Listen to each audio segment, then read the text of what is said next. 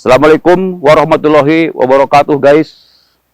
Ada 3 hal yang menyebabkan orang saat ini selalu berada dalam ketegangan.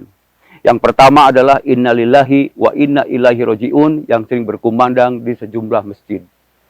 Yang kedua, berseliwerannya suara sirene ambulan. Yang ketiga, kata-kata isoman. Mengapa demikian? Karena itu akan berarti adanya kematian akibat COVID-19. Oleh sebab itu, isoman jangan hanya diartikan sebagai isolasi mandiri, tetapi saya mengartikannya dalam 6 hal. Yang pertama adalah istirahat. Maka kita harus cukup istirahat supaya badan kita tetap segar.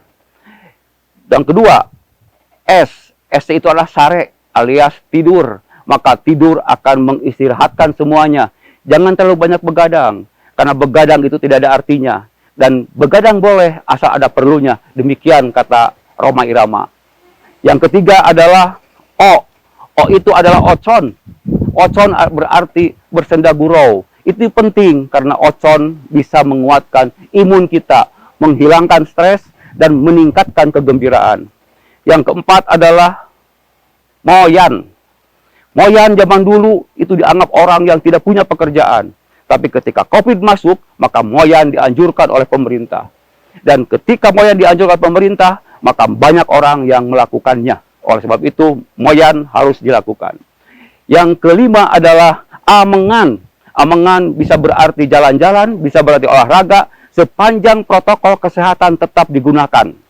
Dan yang keenam adalah neda alias makan. Maka makan itu menjadi penting karena makan bisa memulihkan stamina kita dan menjaga stamina tubuh kita agar tetap fit. Tetapi untuk Unpad, maka tidak boleh hanya cukup isoman itu saja, tapi harus ada produktivitas.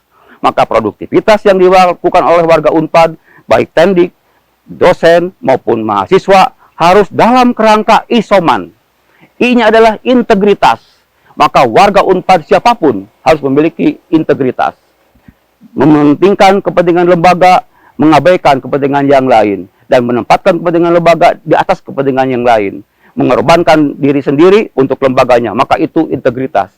Yang kedua adalah semangat. Warga Unpad harus semangat. Karena sebuah pekerjaan yang dilakukan tanpa semangat itu tidak akan menghasilkan yang baik. Tapi dengan semangat dan kegembiraan, maka hasilnya akan menjadi baik dan kelelahan akan terhindarkan. Yang ketiga adalah otonom. Maka warga Unpad dalam melaksanakan tugasnya itu harus otonom. Berdasarkan tugas, pokok, fungsi, dan wewenang, serta kompetensi dan kapasitas diri. Jangan sampai otonom ini diabaikan, karena otonom menunjukkan diri kita sendiri sebagai ahli tertentu. Dan yang berikutnya adalah maslahat. Warga Unpad harus bekerja untuk kemaslahatan dirinya, kemaslahatan lembaganya, kemaslahatan bangsa dan negaranya. Dan yang berikutnya adalah agamis. Warga Unpad harus agamis. Maka dengan keagamisan itu, watawasau bil haq, watawasau bisob, maka kita harus seselaras antara tekad, ucap, dan lampah dalam melaksanakan amalan yang berdasarkan nilai-nilai keagamaan. Dan yang terakhir, harus netral. Warga Unpad harus netral, tidak boleh memihak kiri kanan, tidak boleh mengutamakan kepentingan yang lain, apalagi kepentingan yang sesaat dan kepentingan yang sesat, tetapi harus tetap bertumpu pada nilai-nilai yang ada, pada aturan-aturan yang ada, sehingga Unpad menjadi besar. Bila demikian hanya, maka kita semua melaksanakan tugas amanat dari leluhur kita yang mendirikan Unpad, agar Unpad tetap dijaga dan dirawat, sehingga Unpad bisa bermanfaat dan mendunia. Selamat ulang tahun Unpad yang ke-64.